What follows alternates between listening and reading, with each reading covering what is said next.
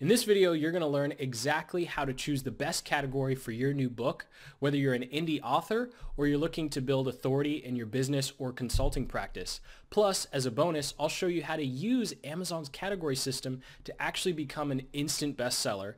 And yes, it does comply with Amazon's terms of use.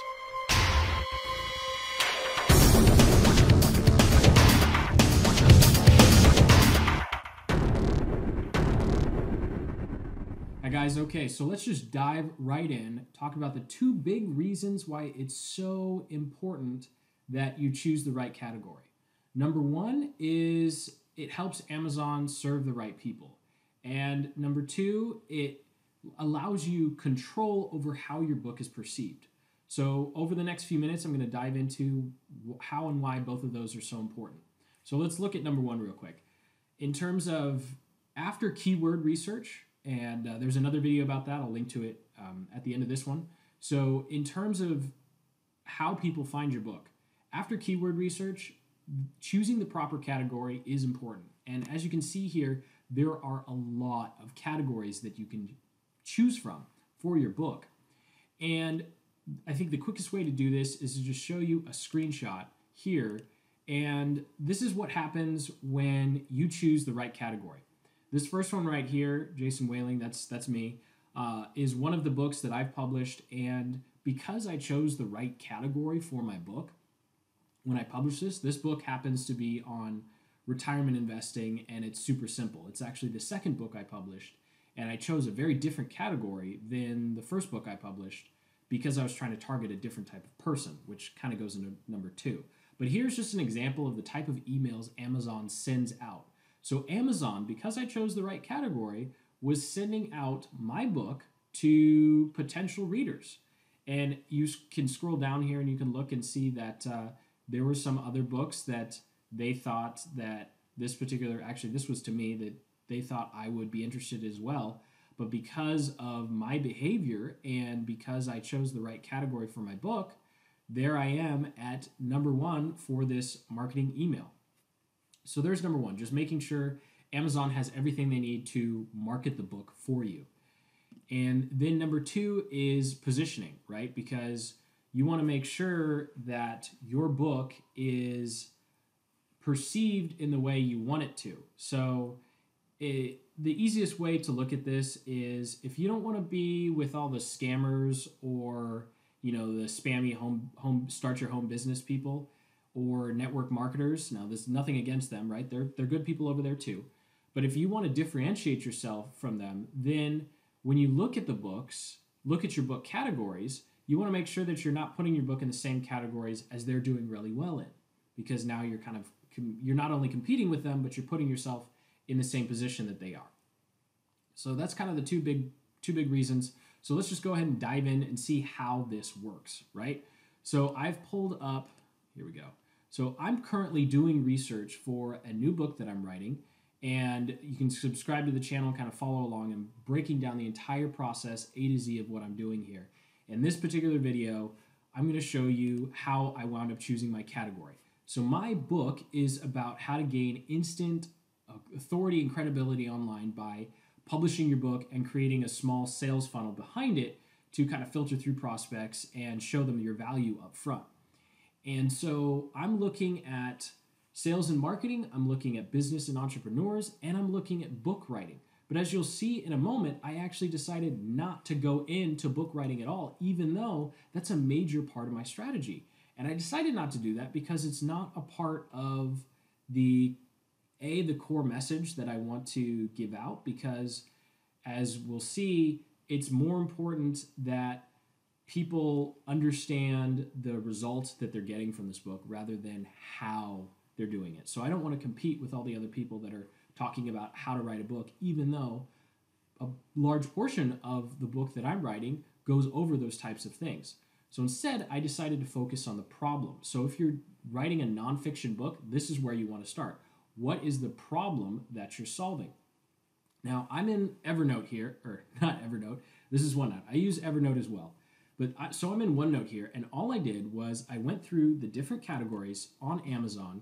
So I started in business and money. I broke down. I went through entrepreneurship. I'll go back to the top so you can you can see here. So I went and looked, okay, I'm showing people how to gain instant credibility. Well, that falls under entrepreneurship and small business. So what I did is I went into each one of these categories and I used a cool research tool that I'm about to show you and looked at what the top keywords were and then relevant books. So books that were close to what I am going to provide in my book, even if it's not the same. So for example, this book right here in this category, advertising writing. Well, it's about launching your book. And part of what I'm talking about is how to launch a book. Is that my entire topic of my nonfiction book? No.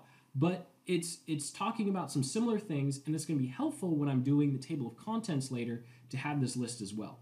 So we'll just keep scrolling down here.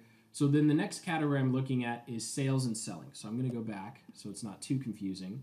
So I'm going to go to marketing and sales, and then I'm going to go to sales and selling. And pretty much what you're looking for here is you're looking for books that are similar to what you're doing.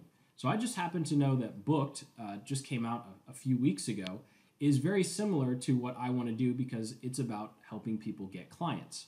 So I went ahead and clipped that to help me on later on down the road. Then I looked at LinkedIn influence as well. Well, it's not exactly the same as what I'm doing, but chances are if someone's trying to build credibility, then they're looking at LinkedIn because LinkedIn happens to be a great place to do that as well. Then scrolling down, okay, influence. Influence, well, that is also something that someone wants as a result of being credible. So I'm going to look at that as well. Now, I am going to come up here and I'm going to use this cool tool called Kindle Spy.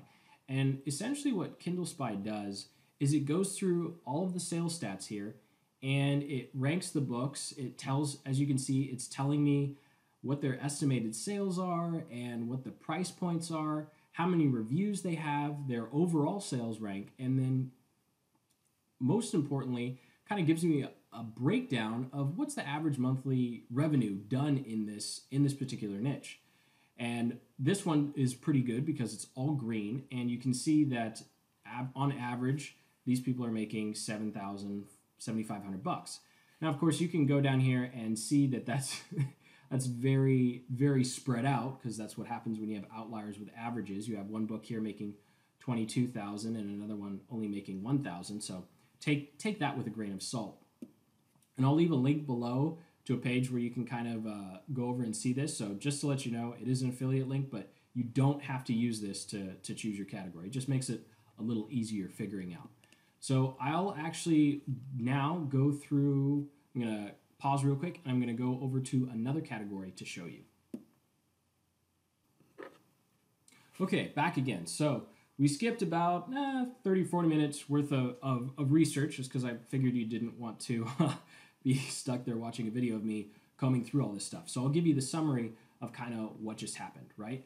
So we started off talking about needing to understand what our book is delivering and then identifying other books that deliver similar results. So again, we're talking about nonfiction books here and getting clients or customers through the book and the authority you're going to get by creating this book. And now I've gone through marketing and I've gone through the entrepreneurship categories to kind of clip, and I went through and I clipped out the books that I identified that were similar to mine or my readers might also read. And then I made just quick notes and looked at the top keywords that were in the titles. And that will be very helpful to you later on down the road when you're creating your titles and writing your marketing messages. For example, here you see your is used 12 times. So obviously directly talking to the reader is something that works in this particular area. So now let's jump to how I chose the category that I did.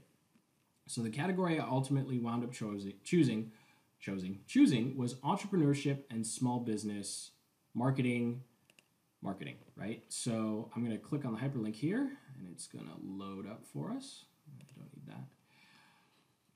And here's the reason. So here's the reason why I chose it. Number one, Kindle Spy came through and gave me some very good indicators. Now I know one of them is going to come up yellow, and that's okay. But I'm looking at the average monthly revenue here, and I'm looking at the types of books that are in this category and saying, you know what, these are the closest to what I want to do. See, popularity is low. So I'm definitely going to have to do quite a bit of my own marketing to get the book up there, but at least it's going to be in the right place and Amazon is going to know.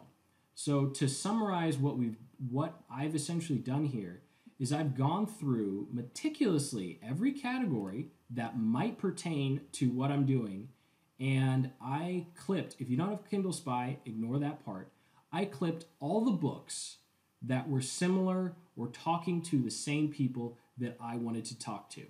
And then I went through again, and you're looking at a total of 3 categories. So I went through marketing and sales, advertising, writing skills, sales and selling, and then sales and selling, entrepreneurship, small business, marketing, right? So just drilling down, and I chose entrepreneurship, small business, marketing because it had the most books that were close to what I want to do. And obviously, there's other ways to do it. And I think this is the best because you know that the people who want to read your book are in that category, because that's why all these successful people have already decided to be in that category. And B, you can always change your category later if it's not working. Remember, with categories, we want to be as relevant as possible. So that's why we are looking for other books and influencers that are possibly competitors or complements to the book that we're doing. Okay, so now I promised you a way to get into a bestseller, become a bestseller in a category very quickly. Sorry for I need some water. I'm out. And so there's 2 ways I'm going to show you how to do this. Number 1 is looking at the number of top free. And this is because when you promote your book, you're going to do quite a few promotional periods where your book is completely free. And when there's not very many, so in this category, too far. So in this category, there are only 8, right? So when you go and once you've done publishing your book and you do your launch promotion, it's going to be really easy to shoot to the top of this category because there's only 8 people in free. And the way it works is when you get sales during that promotion period, obviously you don't actually get any money, but they still count as sales and they push up your rank, which means all of a sudden you become number 1 in top 100 free. Now, take this with a grain of salt, but I have seen people take screenshots and say they're a bestseller, but it shows right here that they are bestseller in top 100 free. And I've actually done that with both books, the Autopilot Portfolio that I showed you at the beginning of the video, and then my Easy Market Profits books. And when I switched it off paid, even though I was in really, really competitive categories, because I was in relevant, not so competitive categories, it boosted my overall ranking. So even though I was in, let's say, for example, here we're in marketing. So maybe I'm in marketing and I'm in mail order. And mail order is really competitive. But marketing, not so much competitive. There's only 8. By getting number 1 here, it helps my ranking in mail order. So that's another great thing too, is because you can choose more than one category, you can look at maybe you choose one category that is super relevant but super competitive, and then you choose another category that's still relevant. Always be relevant, right? Always be relevant.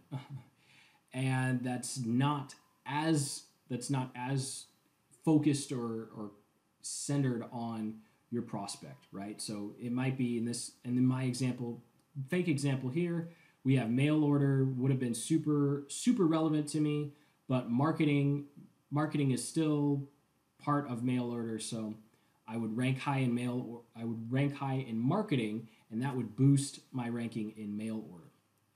Okay, so that's number 1, and that's really, that's the way I've done it, and that's kind of the best way. Now, There is another way to do this. And quick caveat, I haven't done it. I do know, to my knowledge, it's within Amazon's terms of service, but you can go and find categories that have pretty much nobody in them or zero competition. And since this is publicly available information, I don't have any problem, showing this. So this is a category, antique and collectible toy animals, and it's in where are we right now? Antiques, collectibles, hobbies, and crafts. And the only reason I've come across these, and I'm glad that I was able to find one that was live right now because they tend to switch back and forth just to boost their ranking. And I see this quite a bit in the research I do for my own books and the research I do for clients' books. This particular person, obviously, the year before you retire, learn something, retire ebook, right? That has nothing to do with antique and collectible toy animals, right? But they are in the number one spot because they've done quite a bit of marketing. You can see their competition is nothing. This is not a very popular category. And when we click through to them, we'll see that for whatever reason, they've decided for a while. Well, we know why, because it gives them a bestseller ranking, right? So they're number one in teddy bears, toy animals, and more teddy bears. So this is another way you can do it. It seems to work for enough people that I continuously see people jump into categories like this that have nothing to do with their book just so they can get that like bestseller ranking and really high ranking in a ridiculous category, and then jump back, and it seems to boost their results for a little while. So take that with a grain of salt. I mean, it's your business, it's your book, it's up to you. I'm just here to show you what I do and give you a report on what other people do. Okay, so that does it for how to choose your Kindle category to make sure that you are relevant to Amazon. You give Amazon the best chances, you give your book the best chances of success to be marketed properly by Amazon, and to position your book in a great, perfect way to either A, go to a category where you can rank quickly, or B, be in front of the right kind of prospects, or C, maybe you find a category that does both.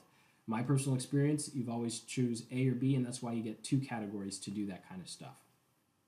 Thank you for watching. I hope you found this informative and actionable. Go ahead and hit that subscribe button, and then check out some more videos for business building and book writing tips. I'll see you in the next video.